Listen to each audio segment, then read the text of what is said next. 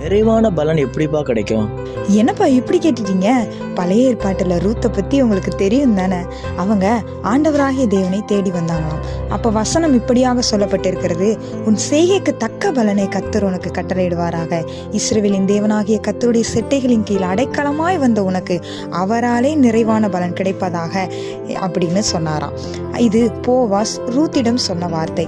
போவாஸுக்கு ரூத்தை பற்றின காரியங்கள், அவளுடைய தகப்பன், தாய், அவளுடைய ஜென்ம தேசம், அவளுடைய எல்லா காரியங்களும் விவரமாய் முன்னமே அவருக்கு தெரிவிக்கப்பட்டிருந்தது.